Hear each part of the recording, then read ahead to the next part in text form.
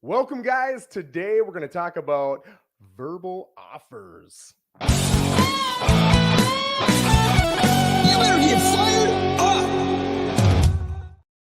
Happy Friday, man. We made it. It feels good. Great weather outside. I'm going to hop in that pool later. Got an inspection today, but after that, I'm telling you what, I am finishing my calls out in that doggone pool, man. We got some good weather down here in South Florida.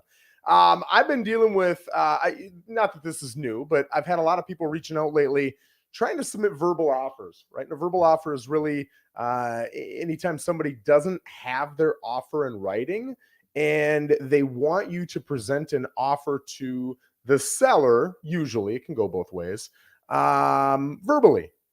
And I'll tell you the conversation I have with my listing clients on day one. And I want to tell you what it is, and I want to tell you the why, because it can come back to bite you in the butt if you don't fully understand this, right? Or you haven't experienced it. I usually say, listen, guys, I'll present any offer we get. It could be 300 grand low, and I will present it to you. However, I'd like to ask your approval of not presenting verbal offers. And I want to tell you why. What I have found in my experience is that if I get 10 verbal offers from a buyer and I present them to you, probably 5, 6, 7 of those verbal offers, let's assume that you say yes to it, 5, 6, 7 of those offers will not come through in the way that they had stated they would come through, right? Now, here's some potential issues. Number one, the buyer thinks, I didn't think they'd say yes. I'm going to back out. I've thought that before with different things, right? Second issue is, let's say it's a $500,000 home. Joe, would your clients take 470? Let me ask, hey, would you guys take 470? Sure, no problem. Great. Hey, they'll take 470. Write it up. That's what everybody expects to happen. But what happens then is that agent or that buyer calls and says, here's the deal. I know you said you'd take 470, but we looked around. We're really not comfortable with anything above 460. So we're going to present an offer at 460. Now, how do you blame them? They just fished out whether or not my clients would come down 30 grand, found out they would, and didn't have to risk anything by presenting an offer that could be immediately accepted. So now they're going to do a little more fishing and try to come down to 460. So now we don't even have the opportunity to sign a 470 offer. Our only option is 460. Yes or no, do you want to take it, right? So here's another issue. You've got emotions involved. So you're going to see that people will get emotionally attached to whatever it is that is said, right? Say it's the 470, like, oh, I don't want to do the 470, but fine, we'll do the 470. And now when that 460 comes back, I'm not bending at all. I'm upset, and people get frustrated. There's a lack of trust, a lack of confidence. Maybe they would have accepted 460 in the beginning, but now because you broke their trust and you, whether it's true or not, you took advantage of them. That's their perception, and perception is all that matters here. Now you lost the deal as the buyer. I might have lost rapport with my seller, right? Because they're upset with me because I lost the deal, right? Even though I didn't have any say over it. So for all of those reasons, I am not a fan of verbal offers. Here's another thing that could happen. When I get verbal offers, it 99% of the time sounds like this. Joe, we'd like to come in at 470. Would your client take 470?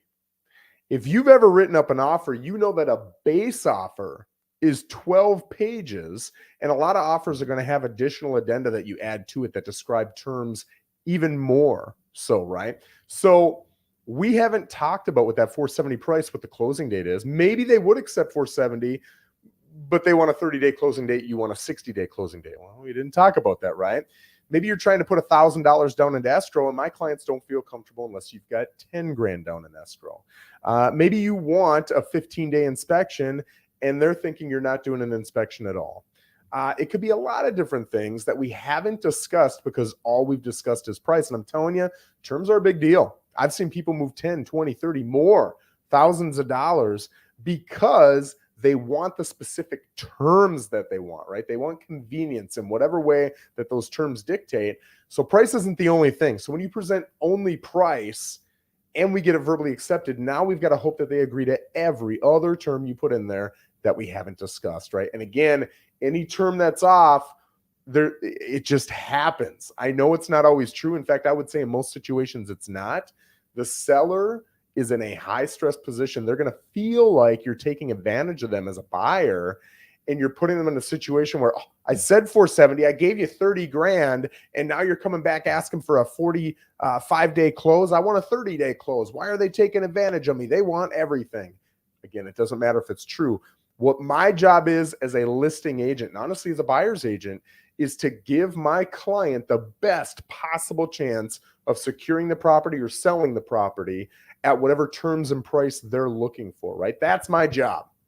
I know that by presenting verbal offers, the odds go down significantly, right? And a lot of times I'm the one to blame. Now, I don't mind taking blame for things. I honestly don't even care if it's real or not. It doesn't matter if it was my fault or not. I don't care if you blame me or not. But the problem with the blame is now we've got a disconnect in trust. And now I'm not able to accomplish my job, which is to help you either sell or buy the home at the price and terms that you want. So it creates an issue, right? So guys, there are the different issues that I see with verbal offers. What I will tell you is investors do a great job of this. Normal buyers, because they buy a home every 5, 10, 15 years, they generally don't. But an investor, instead of writing up a full 12-page, maybe even more, offer and sending it in, they'll write what's called a term sheet, and they'll go through all those different terms we talked about. They'll send us a copy of their bank statement showing that they've got the cash and more to cover it. They'll show us the history of making these offers and following through. They'll do some different things. Is that as good as a written offer? No. But if you've got a strong reputation locally, I can think of about 2-3 investors who have done deals with me, and every single time they tell me something, they follow through with it. They do not change their terms. They do not change their prices. They give me a full sheet up front that talks about everything they want to do. For those guys, sure, I might break my rule, go back and tell my seller, listen, I know I told you I don't want to submit verbal offers, but I've got somebody I've done multiple deals with. He never sways from the terms or price he gives. Doesn't mean he couldn't hear, but I would trust that what he's saying is something he would actually offer. Would this work for you guys? So again, I don't promote it in any way. I think it's an absolute,